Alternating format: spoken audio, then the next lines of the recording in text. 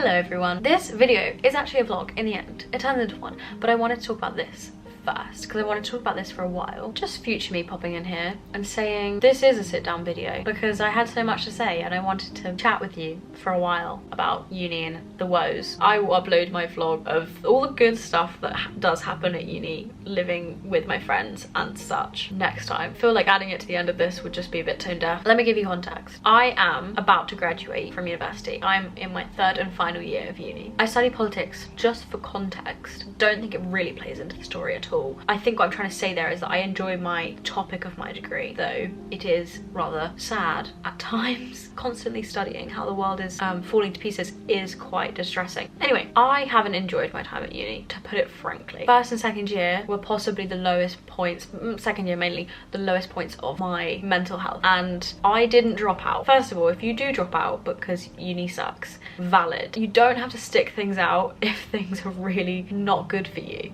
mentally. I know people always say, like, I've heard it, just like, why would you quit now, or like blah blah blah, you've paid to be here, you already paid for a year, blah blah blah. If you're really not doing well, put your mental health first. Always. That being said, I didn't drop out. I stayed and I got some results back recently which made me think, why? What the hell? So first I want to talk about my experience at uni. Second, I want to talk about how to avoid as much as possible being depressed at uni. And three, that it can be good. My third year, although I'm still dealing with anxiety and still dealing with coping with academic perfectionism and just the impending feeling of I'm failing and I'm gonna get in trouble, there's good parts to uni as well. But like, mine didn't come until this year, which is a long time to wait and stick something out. And I understand that it's not worth it half the time, but sometimes it is worth it. Anyway, let me tell you about what uni was for me, just in case you relate to any part of it. And if you want to talk about any part of it or want advice on any part of it, let me know, because I mean, I went through it. At least I could go through it for some reason, you know. I'm here to help. First year I was very excited to get to uni. Like, I'd missed a year because of COVID and I didn't want to go to uni in that year, so I was very ready to leave and go to uni. Also, I'm an academic person. I'm stumbling over my words so much because I have so much in here and it's like falling out of my mouth. Oh, fun. Oh, not fun. I can never tell when I'm spending money or earning money on one's own. I don't know what the notifications mean, so I'm kind of just like, yay. It wasn't a good thing. Yeah, I'm a very academic person. I love politics and I was very ready to study it. However, I wasn't actually at uni a lot for first term because of things going on at home, and then second term because I wasn't so present in first term. I was too scared to make myself present in second term, and to be honest, I was not mentally there. I was very much an anxious, stressed, and I don't take the word depression lightly, but it was going that way. And also, first year doesn't count towards your degree, at least in the UK, for most degrees I assume. So I kind of wrote it off. I was kind of like, I'm not in a good place for this, so I'm not going to commit to it. I don't know if that was a good or a bad thing to do. Probably not the greatest, but to be honest, in the state I was in, I don't think I would have been very productive if I tried to be. So also, I didn't have many friends at uni, and I want people to hear this very loud and clear. It's not uncommon to not have friends at uni. My second year turned out to be literally the loneliest year of my life. I was lonely, and that sucks. Loneliness is the worst. And I ended up moving home, to be quite honest, quite early. Before, like, when Easter came, I didn't go back after Easter. Like, that was me done. I went home and I got a job. That was it. Thankfully for me, I had the summers were Camp America for me, so I had a kind of like safe place, something to look forward to. This year, however, I don't have that because I'm not going back to camp this year.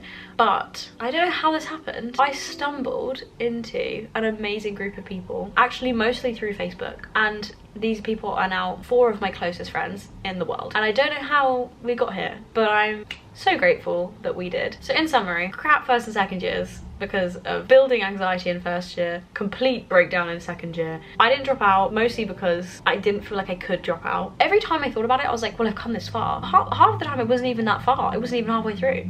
So I don't know what I was on about. And also, I am a massive perfectionist and I didn't want to admit defeat with an academic endeavor, which is so stupid. And please don't internalize that, because it is so dumb, because I ended up continuing and now I have not good grades at all because I carried on. But let me tell you the good thing about carrying on. I got here, I met some incredible people, and Also, having a year where I haven't had to work full-time because I've been in education full-time. I have built other hobbies, I've traveled, learned new skills in areas that I actually enjoy. By myself, taught by me, but it gave me time to explore other things while I was sat in my room. I want to say a few things about feeling down at uni, not having a good time at uni, and generally dealing with bad mental health at uni, feeling alone. Number one, if you can, I know it's a privilege to be able to do this, but if you do have a safe space at home away from uni and things are feeling too much, you can go home.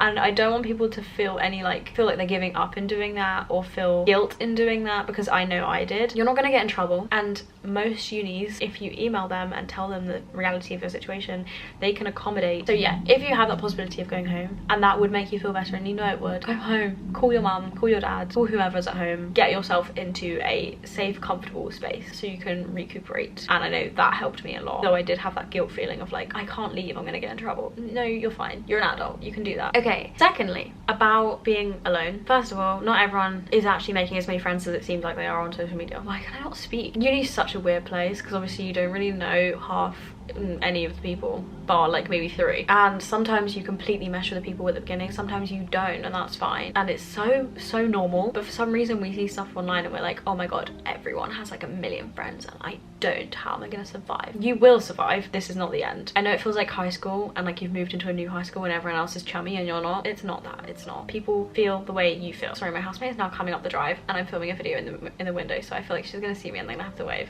There we go. People feel the way you feel. I felt the way you feel. It sucks, but it's not unavoidable. It can be remedied. It may take time, but it can be remedied. You can join societies. I know, terrifying. I actually didn't do this to make friends. I did join a society, but it was more just because I'm a nerd. 2, Facebook. There is no shame in doing that. I have met best friends through this, and being a girl in your 20s in a new place in any context is an intimidating concept to make friends. Like it just is, especially if you're the sort of person like me who has never really been, aside from camp, which happened in my first summer of uni. So before this, I'd never been in a place where I was alone and had to make friends with new people for a very long period. I've always been with the same people at school, so this is terrifying. Okay, it is terrifying, and it is a life skill that you just have to learn. But there is no shame in going on social media and being like, hey, do you want to grab a coffee? Because you make best friends, and that is how I ended up in this house with great people. Obviously, make sure they're not a murderer first. Maybe double check that. Loneliness is never permanent. I want to make really clear, like, I know it sucks when you're feeling it, but it is not everything, and it's not the end of the world. And I really want to encourage you to do that, because that saved me in a way that I don't think I've ever really deeped, and I kind of don't want to, because I don't want to feel that feeling of like, basically you'll be okay. You'll be fine. Thirdly, I spent so much of my time, and this is one thing that I do regret. I don't necessarily regret not dropping out and spending time doing other stuff. I really regret spending second year afraid and alone in my room. And I know at the time that's just how it was gonna be. That's how I felt, and you'd have been hard done by trying to convince me to do anything else. But go outside, for the love of God. Please go outside. Even if you're just putting your headphones on, listening to a podcast, and you're walking somewhere and then you walk back, just do it. Like, please, because being outside is proven to improve your mood. It does improve your mood. And I know this country is so bloody miserable. I'm like looking at the sky right now and it has not changed from this shade of grey for like 3 days. But go outside. That was one thing that when my boyfriend would call me in second year and be like, how's your day going? What's happening? If I hadn't left the house, that was the only thing that mattered to him.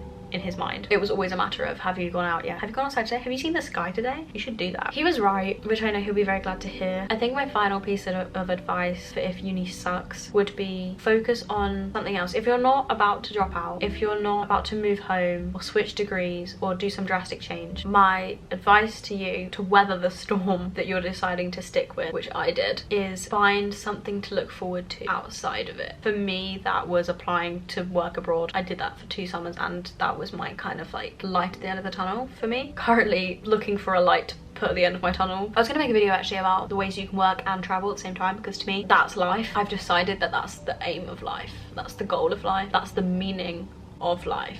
Not pretentious at all, promise. But yeah, find a goal. Maybe there's a certain job that you want to do, or something you want to work to, or something you want to improve. It doesn't have to be anything to do with your degree. I've literally spent my degree learning how to edit YouTube videos and make YouTube videos and doing social media for work placements and doing that sort of stuff. And I study politics, which I love and enjoy, but like, it's just sad. So sometimes you need to really brighten stuff up. I have friends who do engineering or criminology, but they do netball and they do dance or they crochet, like, and that's like that's what they love to do, and then the degree is like what they chose to do in terms of occupational things, you know, like it's a divide. Your degree shouldn't necessarily be your life unless you want it to be. It shouldn't. And I know you live there, and I know you live with the people who also do degrees, and it feels like it's all consuming. It's not all consuming. Find another thing to consume you so that you don't feel that kind of palpable stress that surrounds everyone who does a degree regularly. Also, a note to people who haven't started their degree yet, who are looking to do one. I know a lot of people, majority probably, I don't know, maybe 60% of people who have done their degree and enjoyed it thoroughly, had a great time. They've got a qualification that means a lot to them and has helped them in the future endeavors, and they had a great time during their degree, living at uni, all that stuff, and props to them. I'm happy for you, not jealous at all. No, I'm kidding. If you have any woes that you wish to share about uni, please let me know, because I had a woeful time.